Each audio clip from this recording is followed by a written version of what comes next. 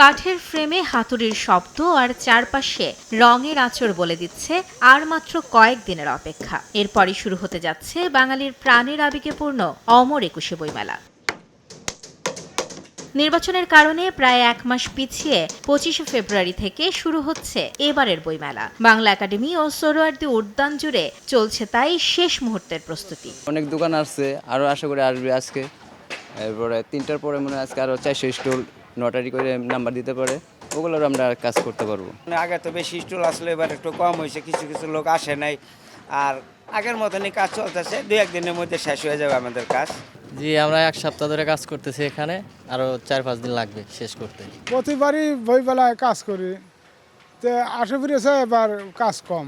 আয়োজক আর প্রকাশকদের দ্বিমুখী অবস্থানে মেলা আয়োজন নিয়ে অনিশ্চয়তা তৈরি হলেও স্টল ফি মওকুফের ঘোষণায় স্বস্তিতে প্রকাশক এবং স্টল মালিকরা। প্রত্যাশা এবারের বইমেলাও জমে উঠবে লেখক পাঠকের সমারোহে। আমরা আগে থেকেই প্রস্তুতি নিয়ে রেখেছিলাম এবং সেই প্রস্তুতিটাকেই আমরা মেনটেন করছি। তবে যেহেতু এবার রমজান আসছে, আবার নির্বাচনের একটা বিষয় ছিল, তো এই বিষয়টা নিয়ে সবাই একটু মিসম্যানেজমেন্টের মধ্যেই আছে। তবে আশা করি যে সময় আছে এর মধ্যে ইনশাল্লাহ সব কিছু সুবিধা মতো করা সম্ভব হবে। সমস্ত স্টল ভাড়া মওকুফ করেছে, এটা একটা চমৎকার একটা উদ্যোগ। আমি মনে করি যে এই রমজানে ততটা হবে না, সমস্যা হবে না, যেহেতু আমাদের এর আগে আমাদের যে সময়সূচি ছিল তার থেকে একটু বাড়াইছে, 9টা পর্যন্ত করেছে। অসময় একটু ছিল, কিন্তু আবার একটা গুমোট ওয়েদার থেকে আমরা বেরোয় এসেছি না, এখন আবার অসময়টা আমাদের ফিল হচ্ছে না। আর এরপরে হলে আবার তো বৃষ্টি বাদল সবকিছু মিলে আর হবেই না। শুধু প্রকাশক নন, বইপ্রেমীরাও অপেক্ষায় বাঙালির সংস্কৃতি, সাহিত্য ও চেতনার অন্যতম বড় মিলন মেলার জন্যে।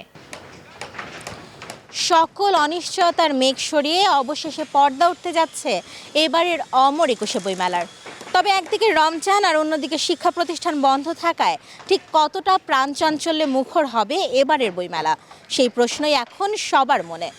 মাইমুনা হায়দার চৌধুরী, সময় সংবাদ, ঢাকা। মা, পিম্পল 5 দিনেই চলে যাবে। যাবে না মা।